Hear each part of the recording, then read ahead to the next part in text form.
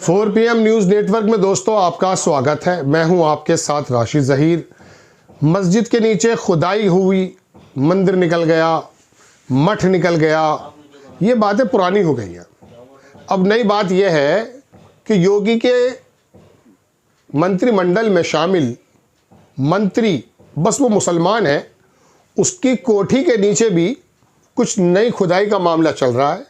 और दावा यह है कि साहब ये इस मुसलमान मंत्री की कोठी नहीं है, ये तो दरअसल हमारे राज परिवार की ज़मीन थी। होगा, ऐसा होगा। जाहिर सी बात है, लोक दल जो भारतीय जनता पार्टी के साथ शामिल है, उन्होंने अभी तक किसी ऐसी बात पे एतराज़ तो उठाया नहीं है। अलबत्ता उत्तर प्रदेश सरकार में एक विधायक थे, उनका नाम मेरे जहन से निकल रहा है, सिवाल खास के गुलाम मोहम्मद।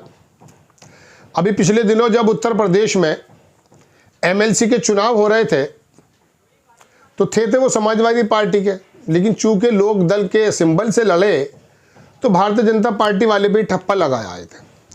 अब वो तो ठप्पा लगाए भारतीय जनता पार्टी के MLC पर, अब यहाँ लोक दल के बंदे की कोठी पर ठप्पा लगने जा रहा है किसी और का। वो बंदा खुद सामने भी आया, तस्वीरें और वीडियो सब दिखाऊंगा, लेकिन खबर सुनिए क्या है। खबर है नरेंद्र प्रताप उत्तर प्रदेश के एक अच्छे पत्रकारों में से हैं, उन्होंने इसको ट्वीट किया। उन्होंने लिखा, उत्तर प्रदेश की सत्ता में बीजेपी के साझेदार राष्ट्रीय लोक दल के शामली यानी कि थाना भवन के विधायक अशरफ अली खान, अशरफ अली याद आ गया? फिल्म की बात नहीं कर रहा हूँ, इनका नाम अशरफ अली है। अशरफ अली खान का पैतृक किले पर अब राजपूतों ने अपना दावा ठोक दिया। कुछ दिनों में ऐसा ना हो कि ये जितने भी इधर के लोग हैं पश्चिम उत्तर प्रदेश के, इनके माथे में भी ठप्पा लगे। मुझे आमिर खान की फिल्म वो याद आ जाती है कि ठप्पा कहाँ है, तो पता चले कि तू तो मेरी मौसी का लड़का है, तू कैसे अपने आप को अशरफ अली बता रहा है। फिलहाल तो मकान पे बात आई है, मकान दिखाऊंगा, बड़ी शानदार हवेली है। आगे दावा ठोक दिया राजपूतों ने, कहा ये कि राजा धारू थे 16वीं पीढ़ी के कथित वंशज, उनके भानु प्रताप है। उनका दावा है कि इस किले में पांडवों ने अज्ञातवास काटा है। 1350 में राजा धारू और फिर बाद में उनकी औलादों के पास ये किला रहा है। मुगलों ने सरदार जलाल खान ने धोखे से जहर पिलाकर राज परिवार को मार डाला। रानी और छोटी बच्चियों को जल जोहर करना पड़ा। ठीक है जी, जल जोहर का मतलब शायद ये होगा कि जल में समाधि बना ली होगी। भानु प्रताप सिंह की शिकायत के बाद घोर एक्टिव जिला प्रशासन ने पुरातत्व विभाग से इस किले की फाइल तलब की। भानु प्रताप का कहना है कि अगर महल ना मिला तो आंदोलन करेंगे। अशरफ अली खान के पूर्वजों के नाम 1863 बंदोबस्त में दर्ज हैं। इस वीडियो में भानु प्रताप सिंह को सुनिए। शुरू का हिस्सा तो आप देखेंगे वो पूरा किला, उसके बाद में भानु प्रताप की आपको थोड़ी सी बात सुनाऊंगा कि वो कैसे कह रहे हैं कि ये किला तो मेरे वंशजों का है। यहाँ तो पांडवों ने अज्ञातवास काटा है, तो गोया के पांडव भी इनके पूर्वज हो गए। पहले ये वीडियो देखें आप। देखिए, यह एक प्राचीन नगर है, प्राचीन कस्बा है जिसका नाम मनारखेड़ा था, और औरंगजेब के फौजदार क्रूर जलाल खान ने इस पे अधिकार करके इसका नाम जलालाबाद रख दिया। यहाँ पर 1444 राजपूतों को जहर देकर मार दिया गया था और रानियों ने यहाँ पर कुओं में कूदकर जल जोहर किया था। तो हम चाहते हैं कि यह प्राचीन किला सरकार इसका अधिग्रहण करे और जो कुएं हैं जिनमें रानियों ने जल जोहर किया था उन्हें जोहर स्थल घोषित करे। नगर का नाम जलालाबाद से करके वही वास्तविक नाम मनारखेड़ा करे, और जहां पर 1444 राजपूतों में से कुछ लोगों को काटकर दबाया गया था उस टीले की खुदाई हो। अच्छा, आप इससे अपने आप को संबंधित बताते हैं। हाँ बताते हैं कि हमारे पूर्वजों का किला जी, ये क्या पूरा? यह किला हमारे पूर्वजों का था। राजा धारू 1350 में यहाँ राजा थे, उनके बेटे राजा करमचंद हुए और राजा करमचंद के 7 पुत्र हुए जिन्होंने जलालाबाद के चारों तरफ 12 गांव बसाए। आज भी 12 गांव अस्तित्व में हैं। उनके बेटे उदय सिंह गद्दी पर बैठे, उनके बेटे बिहारी सिंह हुए, चंद्रभान सिंह हुए, सरदार सिंह हुए, बिक्कन सिंह हुए, और बिक्कन सिंह के बेटे गोपाल सिंह यहाँ अंतिम राजा हुए। अच्छा, जो अभी फिलहाल वर्तमान में विधायक है, RLD के विधायक है अशरफ अली जी, वो उनका ये कहना है कि हमारी ये पैतृक संपत्ति है, इसके हमारे पे सब कागजात हैं, सब सबूत हैं, ये हमारा पैतृक संपत्ति और ये हमारी है। और जबकि वो उनके ताऊ थे, सांसद थे गयूर अली जी भी, पुराने समय से वो यहाँ इस किले में रहते हैं, फिर आप कैसे, आप पे क्या सबूत है? देखिए, ये बात हमारे बड़े भी बताते हैं और हमने खुद सुना है। गयूर अली खान जी जो यहाँ पे सांसद रहे हैं, वह भी क्षेत्र के जो बड़े लोगों ने यही बोलते थे कि ये किला आपका ही है, हम तो केवल देखभाल इसी कर रहे हैं। उनका कहना भी यही था। ये तो हमारे जो पूर्वज थे, ये थोड़ा इन्होंने इस बात को उस समय उठाना नहीं चाहा या भाईचारे में रहा। वो सांसद भी थे तो किसी ने विरोध नहीं कर पाया कोई। और अगर वो ऐसा कहते हैं इनकी पैतृक संपत्ति है तो वह इसके प्रमाण पेश कर दें, हमें इसमें क्या आपत्ति है। तो आपके पास क्या प्रमाण है इसके? हमारे पास अपनी प्राचीन वंशावली है और सिख इतिहास में इसका पूरा जिक्र है। सिख इतिहास में साफ साफ लिखा है कि यह मनारखेड़ा था राजपूतों का, जिसपे जलाल खान ने गलत रूप से कब्जा करके इसका नाम जलालाबाद कर दिया। और उसके अलावा कुछ और हमारे पास ऐतिहासिक रिकॉर्ड्स हैं जिसमें इसका जिक्र मिलता है।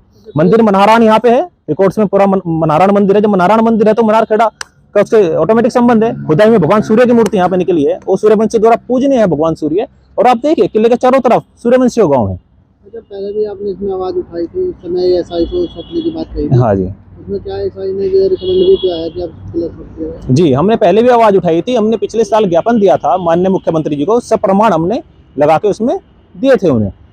उसके बेस पे फिर पुरातत्व विभाग ने कार्रवाई की और अभी तो आपके सामने है, पुरातत्व विभाग कार्रवाई कर रहा है इसमें। ऐसी भी जानकारी है पुराने समय में सहारनपुर कोर्ट में भी इसका मामला चला था जिसमें वो खारिज हुआ। जी, 1868 में इसका मामला सहारनपुर कोर्ट में भी चला था। और मंसूर अली खान यहाँ पे जो इसके जिनका यहाँ पर कब्जा था, उन्होंने कहा था भाई यहाँ की दुकानें, यहाँ के घर, यहाँ के सरोवर, सारे मंदिर, इनका सबका टैक्स मुझे मिलना चाहिए और यहाँ की जो रया है उसे, ये जनता है उसे मेरी रया करार दिया जाए। उनके बाद फिर मोहम्मद अली खान ने भी यह केस लड़ा, लेकिन यह सहारनपुर अदालत से खारिज हुआ। और फिर उसके बाद ये हाई कोर्ट से खारिज हुआ और 5 लोगों के को जो है डिग्री भी की कोर्ट ने इस मामले में। और उन्होंने कहा कि आपका ना यहाँ मंदिरों पर अधिकार है, ना सरोवर पर अधिकार है और ना ही हिंदुओं के किसी धार्मिक स्थल पर अधिकार है, क्योंकि आपके पूर्वजों के यहाँ आने से पहले ही हिंदू यहाँ पर आबाद है। अब जोरों शोरों से आवाज उठ रही है तो क्या इसमें आपका गलत है? देखिए, जिस तरह आवाज उठ रही है और जनता की ये तो मांग है और सब चाहते हैं कि ये प्राचीन और पुरातन कस्बा है मनारखेड़ा, तो इसका वास्तविक नाम दिया जाए। और माननीय मुख्यमंत्री सबकी मांग है कि किले को जो है राष्ट्रीय धरोहर घोषित करके इसे सुदृढ़ कराया जाए। ये देख लिया आपने दोस्तों वीडियो, बड़ा भव्य किला है। अशरफ अली खान साहब का है, विधायक है, लेकिन लोक दल के हैं या मुस्लिम लीग के, इस बात से हम पे कोई फ़र्क नहीं पड़ता। जहां हम ठप्पा मार देंगे, जहां हम खुदाई कर देंगे, वहीं पर हमारी चीज़ निकलेगी। अभी कुमार विश्वास जो है वो आजकल कवि न होकर के राज कवि हो गया है। मैं उसकी कविता सुन रहा था कि मंदिरों को तोड़कर क्यों बनाई मस्जिदें, क्या नहीं बना सकते थे मस्जिद मंदिरों को छोड़कर? बिल्कुल सही बात है।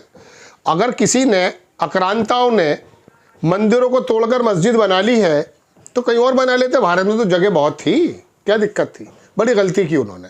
लेकिन आप ये बताओ कुमार विश्वास, ये चाटुकारिता की पराकाष्ठा पर जो आप पहुँचे हुए हैं और आपको मोदी जी को ज़्यादा लिफ्ट भी नहीं देते हैं। अरविंद केजरीवाल ने भी आपको बाहर कर दिया था इसी ज़बान दराजी की, लफाजी की वजह से। अभी पिछले दिनों स्वामी प्रसाद मौर्य ने यह कहा कि जितने भी मंदिर हैं वो मठों को तोड़कर बनाए गए। तो अब क्या वहाँ पर मठ भी देखोगे मंदिरों को तोड़कर? ये बकवास, ये छिचोरी बातें दरअसल समाज के उस ताने बाने को ख़त्म करती हैं। कहीं ऐसा हुआ भी होगा, इस बात से इनकार नहीं है। लेकिन आप ये बताइए मुझे कि क्या कभी, मैं आपको बताता हूँ साबित करके, पुनियानी, प्रोफेसर पुनियानी है, उनका एक वीडियो है।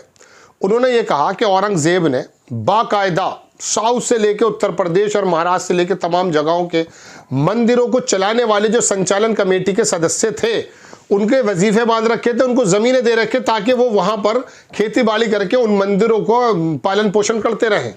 वहाँ जो ज़रूरत, दुनियावी ज़रूरतें हैं, उनको पूरा करता रहे। ये प्रोफेसर पुनियानी ने बाकायदा बताया। किस सोर्स से बताया? मथुरा की तरफ एक बाकायदा मंदिर के पंडित है, उसने किताब लिखी जिसके अंदर औरंगज़ेब का टोटल वो लेखा जोखा पर्चियों सहित रसीदों के साथ बताया गया कि कहाँ कहाँ वो पैसे बांटा करता था।